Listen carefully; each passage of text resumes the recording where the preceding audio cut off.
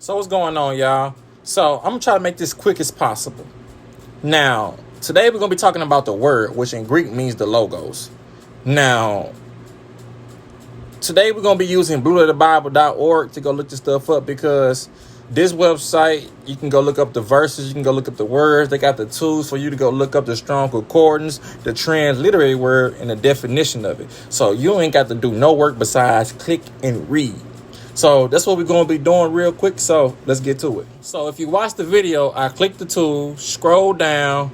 It says word right there. I click on the strong concordance, and it'll bring up everything for you that you need to read. It'll show you the word, the Greek word, the strong concordance definition. It'll show you how many times they use the word.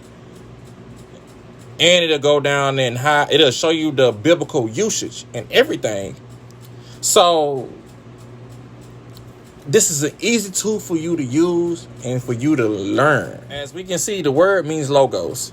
And it says something said, including the thought, by implication, a topic, subject of discourse, also reasoning, the mental faculties, or motive, by extension, a computation, especially, with the article in John, the divine expression that is Christ. An account, cause, communication, concerning, doctrine, fame, to have, do, intent, matter, mouth, preaching, question, reasoning, reckon, remove, saying, shew, speaker, speech, talking, things. None of these things move me. Tidings. What that is? A treaty. I said treaty. I can't say that word, but utterance, word or work. So they're using all these terms and definitions, trying to get you to understand that it don't matter how you slice and dice it. You can say the word. You can say a thought. You can say a reasoning, a motive. You can say a cause. You can say an account. You can say a communication.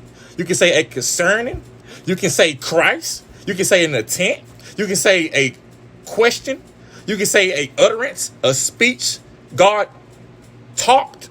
It don't matter how you slice and dice it. All they trying to get you to understand is that the word, or this frequency wave of vibration, is what caused reality to happen, or caused things to be created in the simplest form. And here's the cool thing about blueletterbible.org. It tells us how many times the word was used. It said 218 times. A saying 50 times. An account 8 times. Speech 8 times. Word Christ 7 times. Thing 5 times. Not translated 2 times. Then the miscellaneous stuff.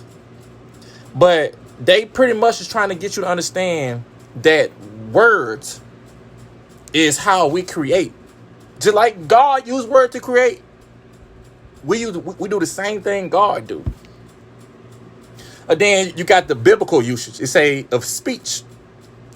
The logos means of speech. A word uttered by a living voice. Embodies a concept or ideal.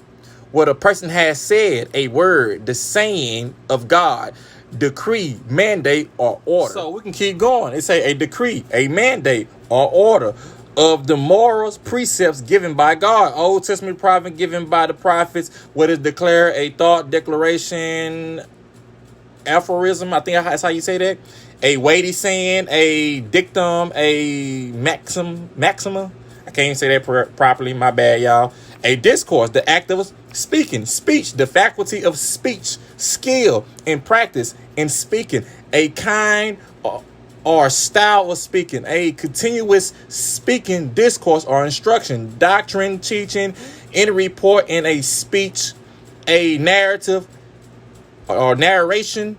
Matter under discussion, things spoken of, affair, a matter in dispute, case, suit. Let's keep going. It said the things spoken of or talked about. Event, deed. It's used as respect to the mind alone. Reason, the mental faculties of thinking. Meditation, reasoning, calculations, account, regard, consideration, account, reckon, score, account, answer, or explanation in reference to judgment. A relation, with whom as judge we stand in relations. Reason would. Reason cause ground.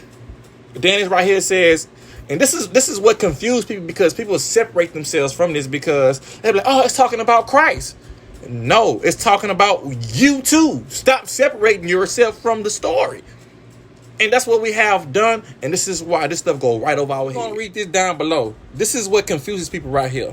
It says, in John denotes the essential word of God, Jesus Christ, the personal wisdom and power in union with God, his minister in creation and government of the universe, the cause of the world's life, both physical and ethical, which of the procurement of man's salvation put on human nature in the person of Jesus, the Messiah, the second person in the Godhead, and shown forth conspicuously from his word and deeds.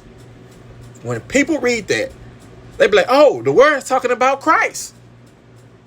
Bro, we just sat here and read that it don't matter what you use, it's all saying the same thing. People will say, oh, they're talking about Jesus Christ. He the word that became flesh. He is the word. Jesus was his name. Christ was his title. So, we just read the definition, right? Can you not speak? Can you not utter a word?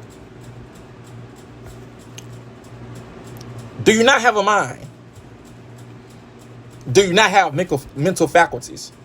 Are you able to think? Are you able to meditate? Are you able to reason? Are you able to calculate? Do you not have consideration? So, you also is the word that became flesh. Of course. So, you and Jesus are one and the same. Jesus simply represents the flesh. So, the word became flesh. Jesus became flesh, which is why Jesus is known as the Alpha and the Omega, which represents the beginning and ending. Now, in the Greek alphabet, Alpha and Omega is the beginning and ending of the Greek alphabet. Now, we can see how the word or letter became flesh. Now, when we put these two symbols together, we get the Ankh.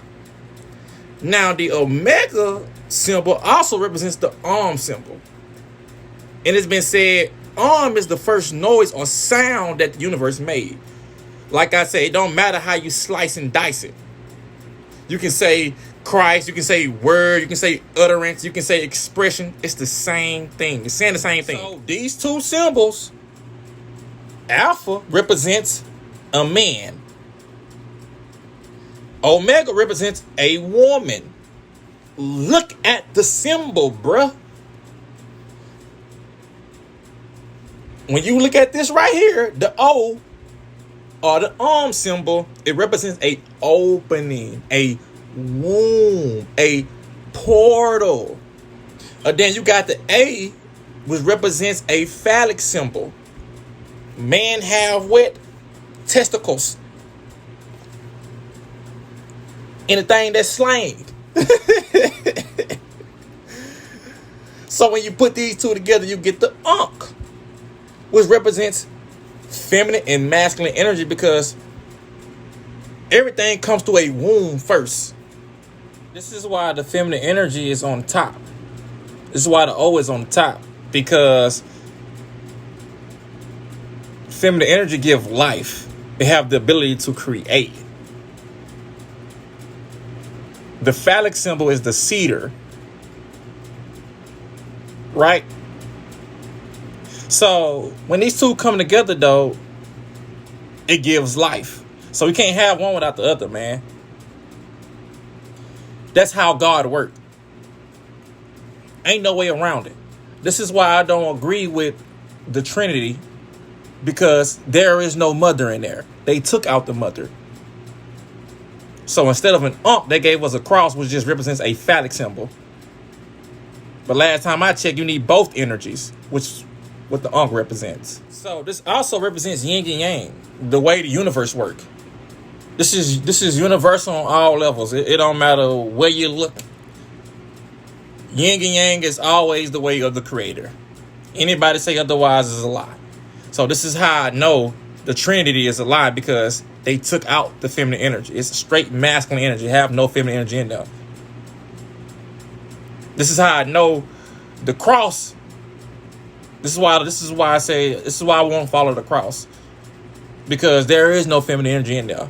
But the Ankh have the feminine energy in there and the masculine energy. Have both energies up in there. This is why in Christianity they call God a he, when God in reality don't have a gender. If anything, God is a hermaphrodite. God is both feminine and masculine energy working together to bring harmony, to bring peace, to bring balance. That's just how it works. That's why we have left, right, up, down, black, white, light, dark, good, evil.